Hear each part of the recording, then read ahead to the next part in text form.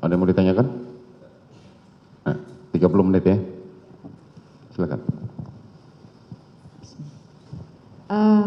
Saudari ahli klinis. Tadi mengenai free will, ya. Tadi kan berarti free will ini bisa diartikan suatu kehendak bebas. Artinya kemauan bebas ini adalah berbagai tindakan-tindakan berbeda yang akan dipilih dan nantinya itu tujuannya itu bermuaranya ke tanggung jawab, kan seperti itu ya. Nah, kaitannya dengan distraction obedient, kepatuhan yang tinggi tadi. Pada saat seseorang dengan kepatuhan yang sangat tinggi menerima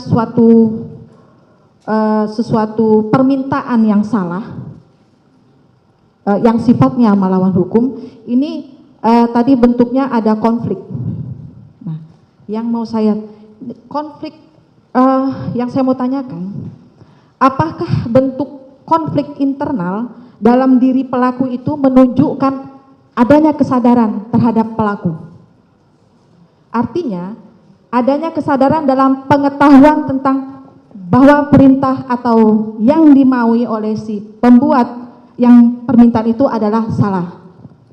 Bagaimana menurut Ali? Dan dalam hal ini, keputusan yang diambil tetap distraction obedient, artinya atau berdampak tidak baik pada korban. Menurut Ali bagaimana itu? Ya, baik. Apakah benar kesadaran konflik internal itu adalah kesadaran dari pelaku bahwa itu adalah sesuatu yang salah?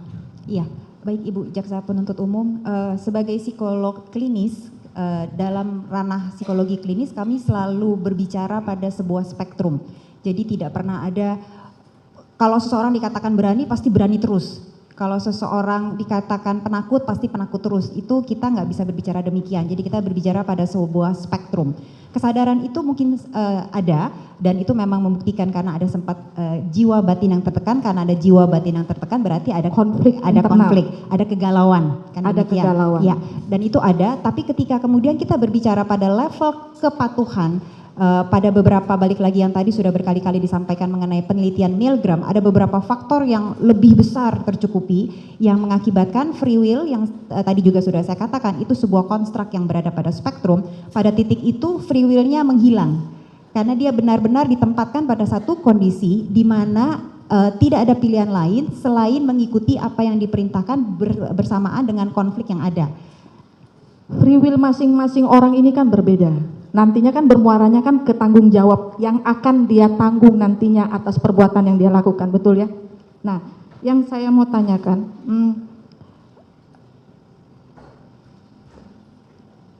keputusan yang diambil oleh pelaku ini kan membuat yang dipilihnya ini yang merugikan bagi korban itu sendiri. Konflik internal itu misalnya gini, ada nggak jarak, bagaimana sih orang konflik internal itu? Kan ada pemikiran, benar nggak sih? Salah nggak sih kalau aku melakukan ini? Benar nggak itu? Itu artinya adanya kesadaran. Artinya gini, menurut saya gini, ini perbuatannya ini, dengan konflik internal ini, terus akhirnya dia kepatuhan yang dia ambil ini, oke lah kita memahami. Tapi itu tidak dibenarkan, betul tidak? Iya, saya tidak menganulir apa yang dilakukan oleh Richard Eliezer. Ya, artinya boleh kita pahami apa pilihannya, tapi pilihan itu tidak dibenarkan, betul nggak? Pilihan yang dilakukan sama Richard Eliezer. Karena pilihannya ini, kepatuhan ini menghilangkan nyawa gitu, artinya tetap tidak baik untuk korban itu. Betul. ya? Memang itu tidak bisa dianulir, tapi balik lagi sebagai psikolog klinis, kalau saya berbicara pada sisi ada spektrum, ada banyak konstruk yang bisa terlibat, mengapa itu sampai terjadi, itu juga harus dipertimbangkan ya, kondisi itu harus klinis jiwa artinya batin. kita pahami, ya. Tapi perbuatan itu tetap tidak bisa dibenarkan. Ya. Dilanjut dulu. Baik, terima kasih.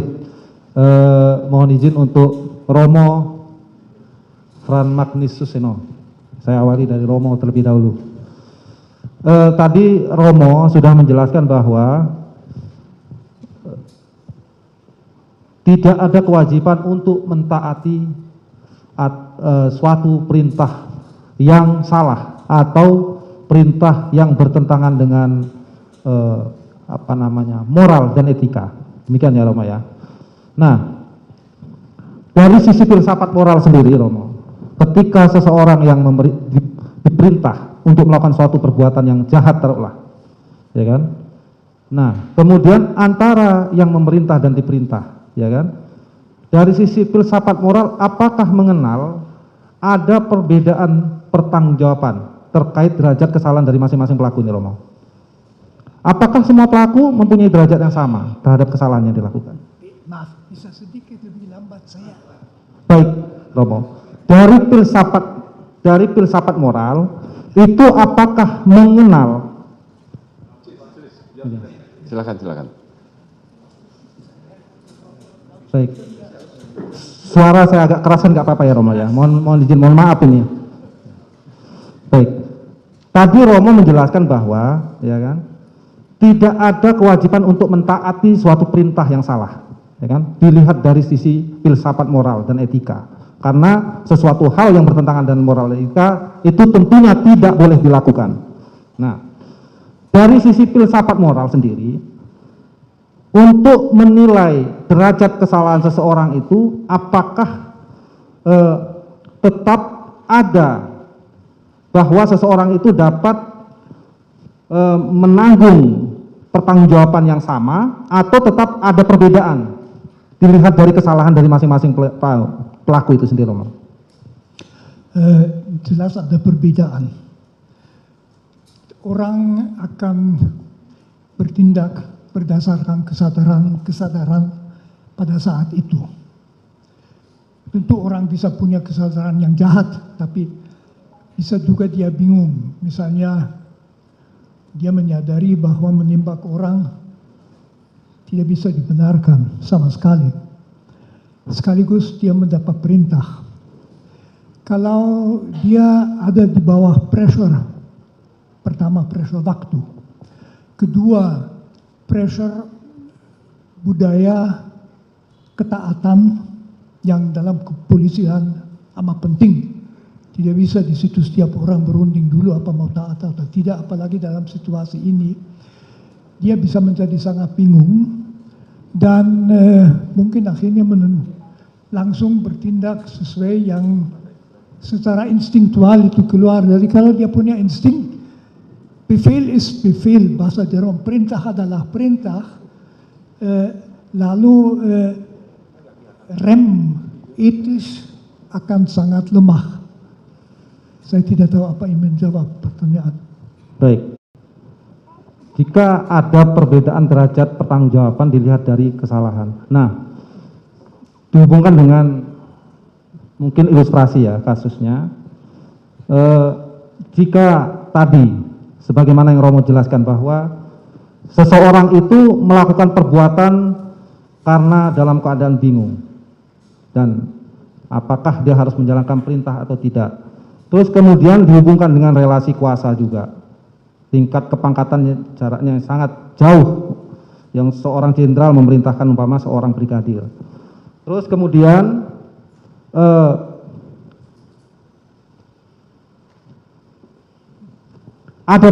mungkin ada tekanan-tekanan yang harus dia laksanakan seketika itu juga. Dan kemudian setelah melakukan itu, ya kan, kemudian dia menyadari dan kemudian berusaha untuk membuka tabir kejahatan yang dilakukan itu tadi. Nah, dari sisi ini, Romo, antara yang memberi perintah dan yang diperintah tadi, sesuai dengan yang Romo jelaskan, ini secara pertanggungjawaban pidananya, ini lebih berat yang mana, Romo? Apakah orang yang memberi perintah atau yang diberi perintah?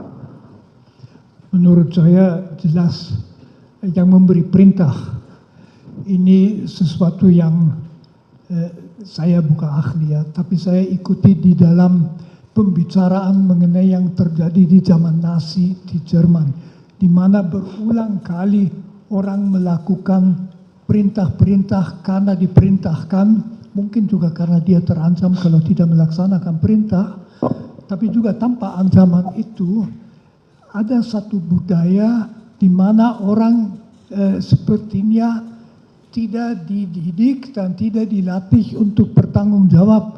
Jadi lalu ya ikut saja yang diperintahkan dengan selalu memperhatikan tekanan waktu itu terjadi dalam tersedia beberapa detik untuk mengambil sikap dalam kasus ini.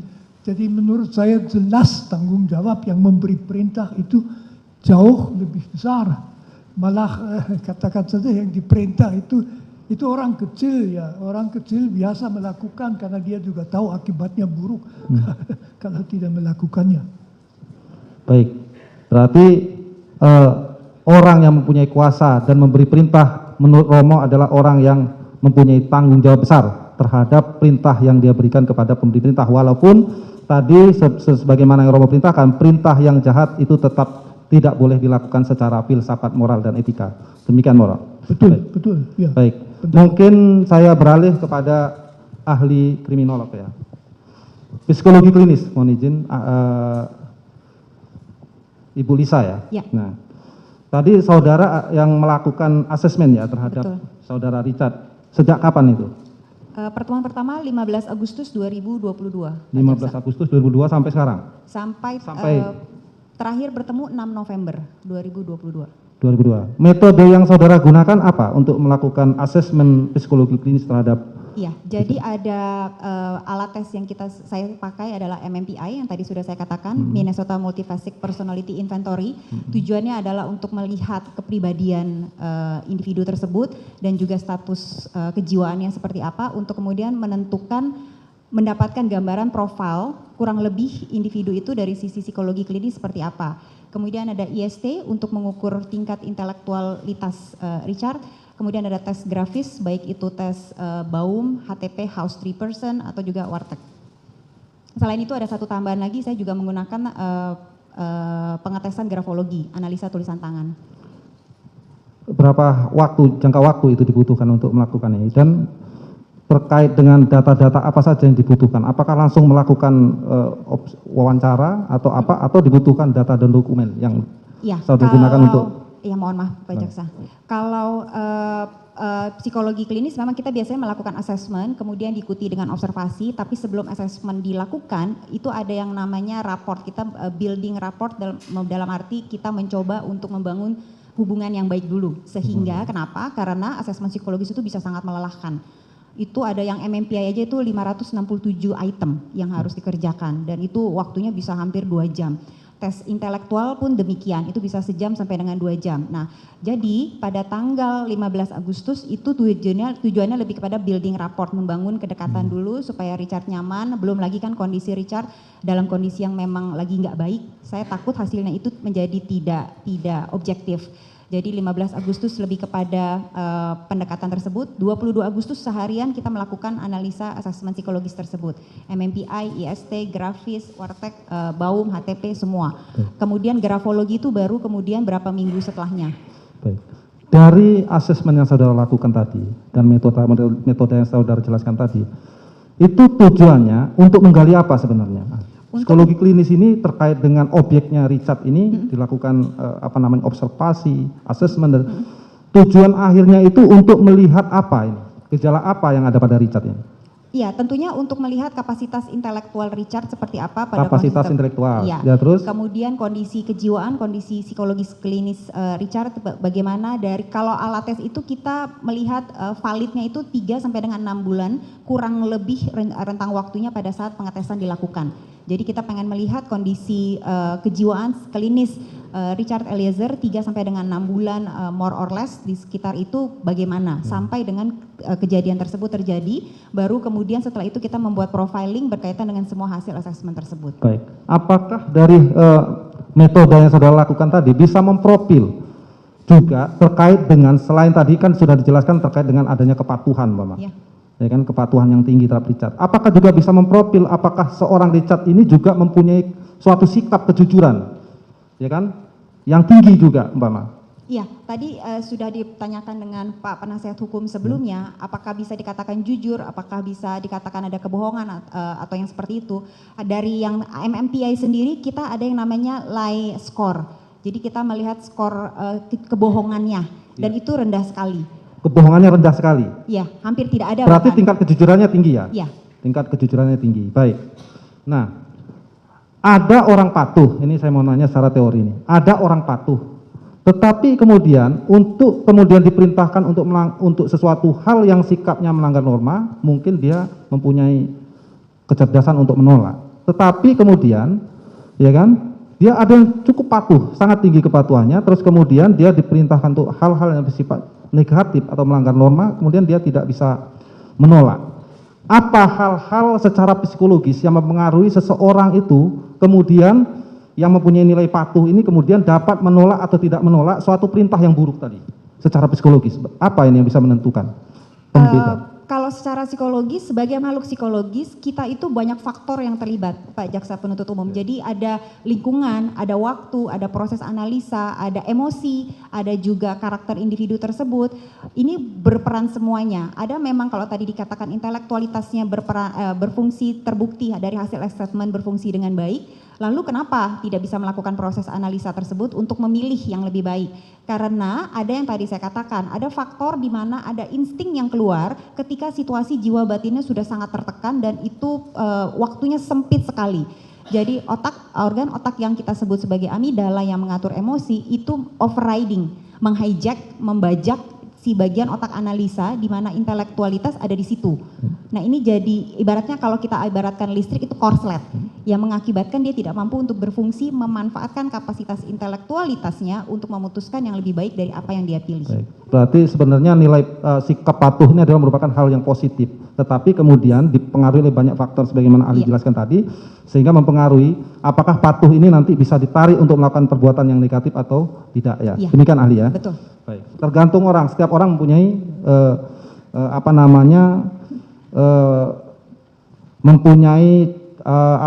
sikap yang berbeda-beda untuk bagaimana merespon itu tadi ya. Iya, bahkan individu yang sama bisa punya respon yang berbeda di hari yang lain, di waktu yang lain, kondisi yang lain. Nah, kalau untuk terdakwa sendiri, apa kelemahan daripada respon itu sehingga kemudian dia sebagai orang yang patuh, tapi kemudian dia justru kepatuhannya dimanfaatkan untuk melakukan perbuatan yang tidak patuh. Apa dari sisi kelemahan dari sisi ya itu seperti yang tertulis di hasil assessment, salah satu saran untuk Richard Eliezer adalah bagaimana dia bisa punya daya kritis. Pertama itu satu, yang kedua bagaimana dia punya kemampuan komunikasi asertif yang harus lebih dilatih.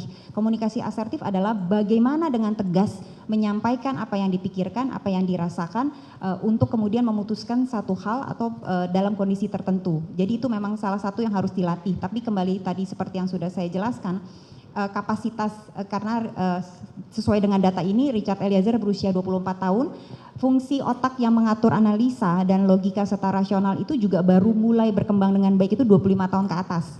Jadi memang ini adalah sebuah proses.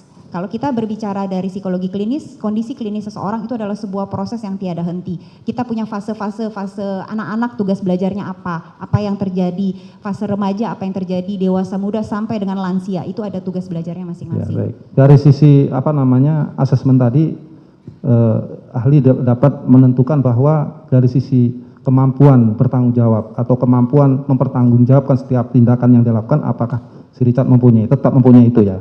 Tetap mempunyai itu ya, baik. Selanjutnya untuk ahli dari psikologi forensik,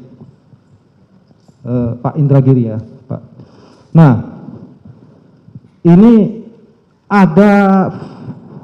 kami contohkan ada fakta-fakta bahwa sebagaimana yang telah ahli dari psikologi klinis jelaskan, ditemukan adanya tingkat kepatuhan yang tinggi.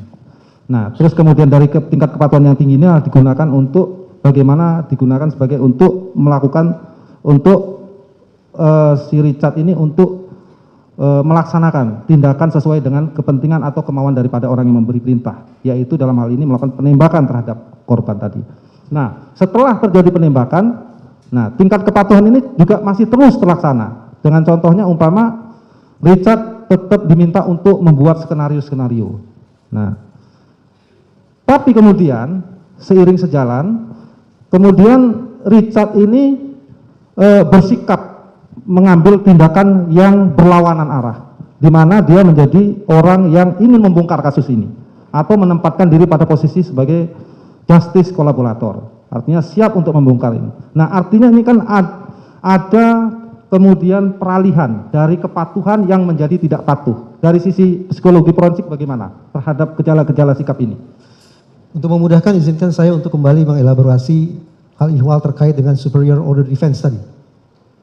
Pembelaan diri, saya lanjut, superior order defense. Kenapa? Karena berdasarkan pertanyaan saudara penasihat hukum, saya pahami bahwa keterlibatan Richard Eliezer dalam kasus ini berawal dari adanya sebuah tekanan dari atasan. Jadi superior order defense merupakan teori yang akan saya kemukakan kembali untuk menjawab pertanyaan saudara jaksa penuntut umum.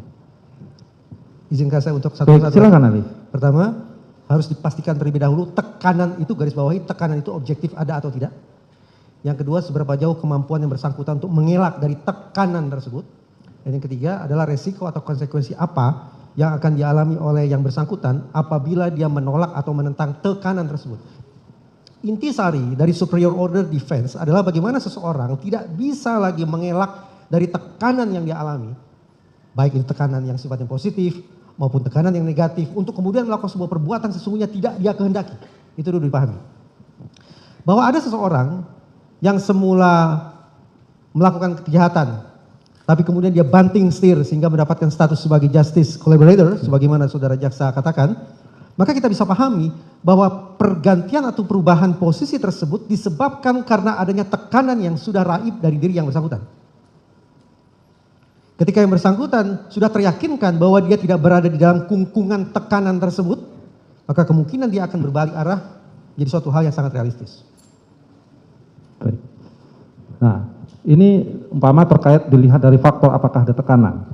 Nah, tekanan ini apakah sifatnya harus konkret, ahli, ya kan? Atau ini hanya dapat dilihat juga bahwa subjektivitas sendiri dari pelaku yang menduga-duga umpama, yang meramal-ramal umpama, karena membayangkan bahwa ya tadi ada faktor culture di institusi tertentu, ya kan, bahwa umpama jiwa korsa yang salah kaprah tadi umpama.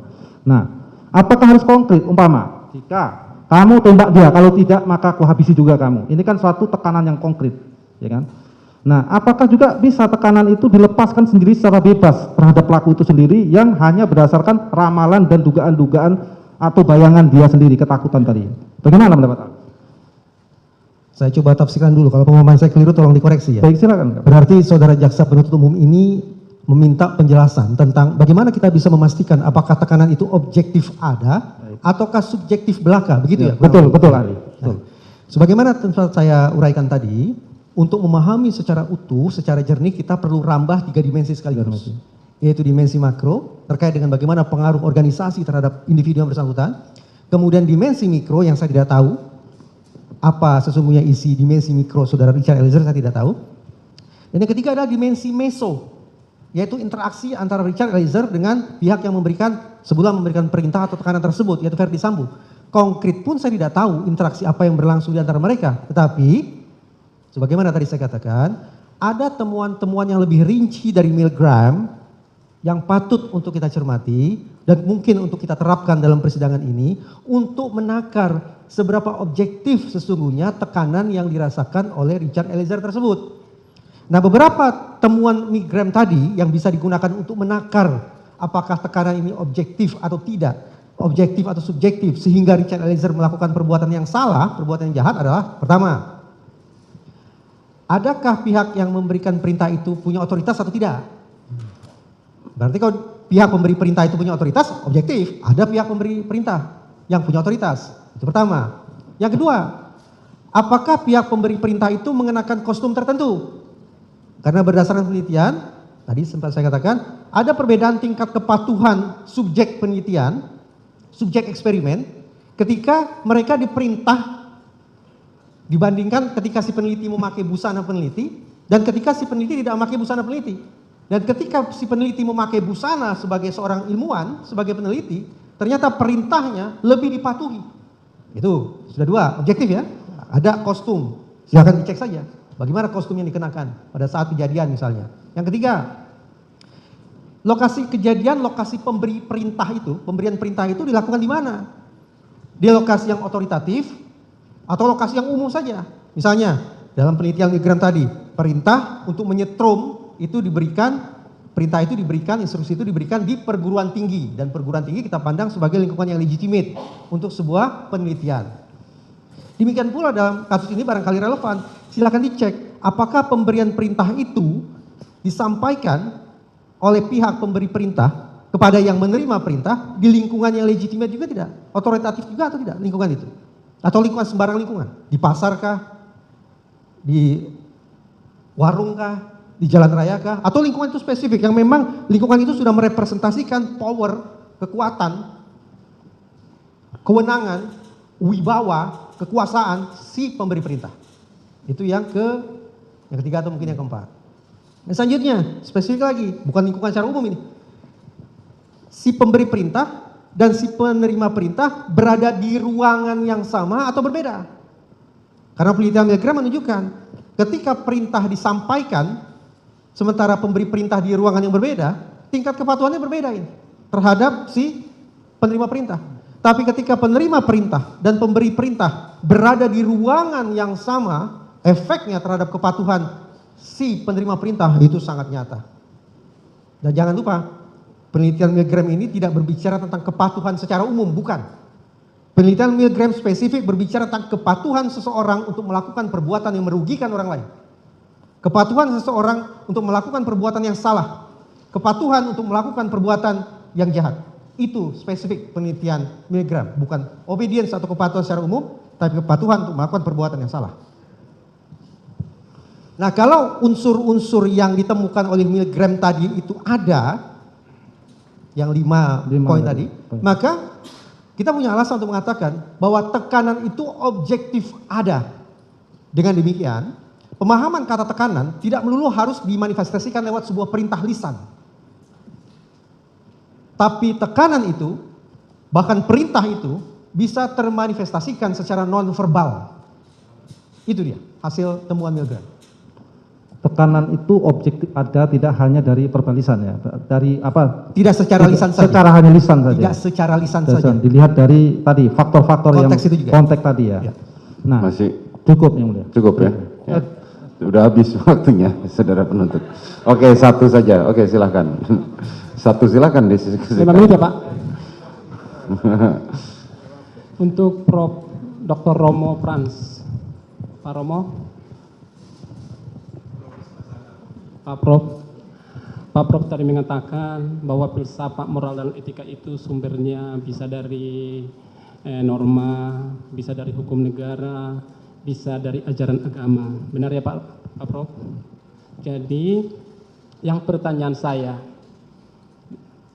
di sini terdakwa ini ketika dia disumpah tadi, dia berdasarkan keyakinannya agama Kristen. Dalam ajaran agama kita tidak boleh menghilangkan nyawa, menghilangkan nyawa. Pertanyaan saya, di dalam kasus ini, sebagaimana fakta-fakta yang muncul di persidangan dari awal persidangan sampai sekarang ini, tidak ada gambaran antara terdakwa Richard dengan korban Yosua ada dendam. Tidak ada dendam, bahkan itu pengakuan daripada terdakwa sendiri. Tetapi terdakwa mau melakukan penembakan. Bagaimana pendapat ahli terkait perilaku moral atau etis? Yang mana dari sisi moralitas yang saya tayangkan bersumber dari hukum agama. Seperti karena dia berkeyakinan agama Kristen. Di dalam Matius 5 ayat 21a berbunyi demikian. Kamu telah mendengar dari ajaran agama. Kamu telah mendengar yang difirmankan kepada nenek moyang kita. Jangan membunuh. Siapa membunuh harus dihukum. Tolong dulu Pak Prof dikaitkan dengan hukum ajaran moralitas dari agama. Ya. Nah, sejauh saya tangkap, pertama saya sedikit minta maaf karena saya selalu sulit menangkap loudspeaker, tetapi jadi nanti ditanyakan lagi kalau saya tidak menjawab. Jadi pertanyaan saya Pak Prof begini. Tanpa speaker. Pelan-pelan ya? Oke.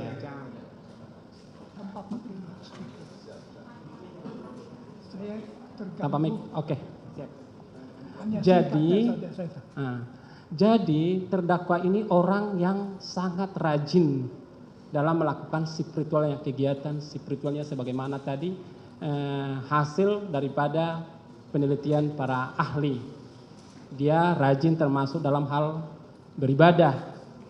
Di dalam kegiatan beribadah itu tentu ada hal-hal yang didapat. Seperti dalam fakta-fakta persidangan Pak Doktor, di dalam fakta persidangan mulai dari awal persidangan ini sampai sekarang ini tidak ada dendam pribadi antara terdakwa dengan korban. Tetapi terdakwa ini melakukan penembakan hingga korban meninggal dunia.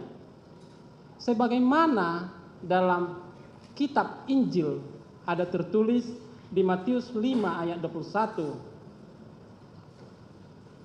Kamu telah mendengar yang difirmankan kepada nenek moyang kita, jangan membunuh. Siapa membunuh harus dibunuh.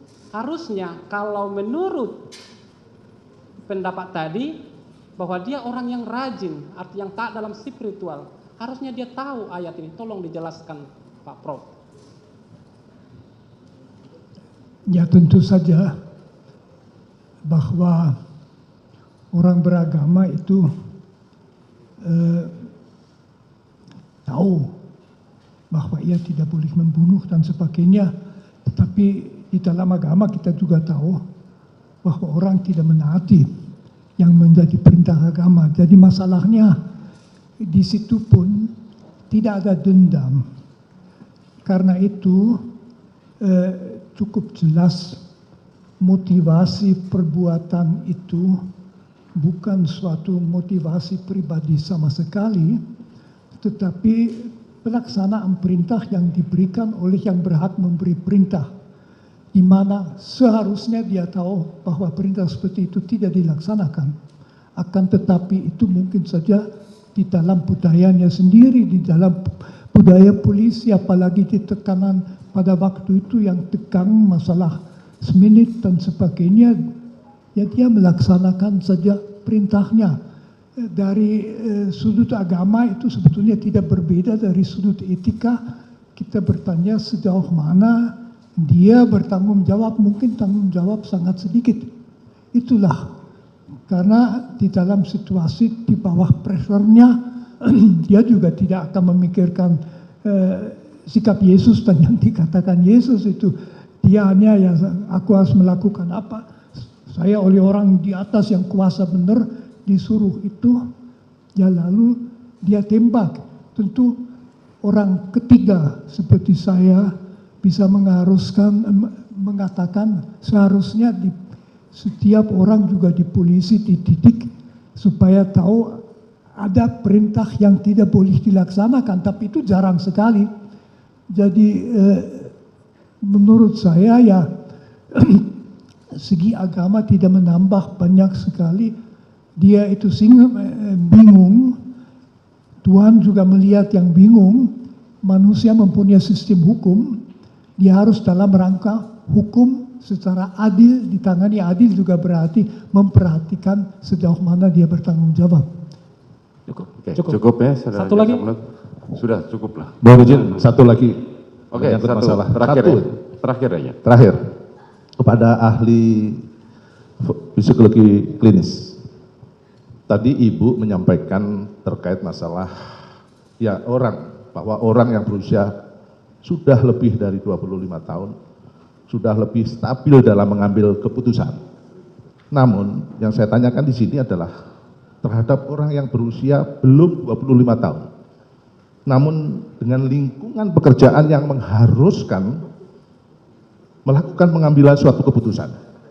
Terhadap orang demikian, apakah bisa dikatakan bahwa orang tersebut sudah lebih stabil dalam pengambilan suatu keputusan? Karena ini menyangkut masalah terdakwa Eliezer tadi. Mohon izin Ibu. Baik Pak Jaksa Penuntut Umum, sampai dengan usia dewasa awal, sebenarnya individu itu masih dalam tanda kutip dibimbing dan diarahkan oleh lingkungan sekitarnya. Jadi memang kalau dalam konteks lingkungan terkecil keluarga, mungkin itu oleh keluarga, ada diskusi, ada pendampingan. Ketika dia seperti yang tadi Bapak Jaksa Penuntut Umum katakan sudah masuk kepada sebuah institusi tempat dia bekerja, seharusnya memang ada pemimpin yang mengarahkan, ada atasan yang membantu, dan itu membimbing dia untuk mempunyai pola berpikir, analisa, logika yang lebih baik ke depannya. Di mana itu juga nanti akan terjadi proses belajar terus-menerus. Ada pengalaman, ada jatuh dan bangun, ada trial dan error yang mengakibatkan nanti akan terjadi kestabilan di usia 25 tahun ke atas. Kalau hasil yang Ibu tadi sampaikan bahwa Eliezer kan masih di bawah 25 tahun usianya.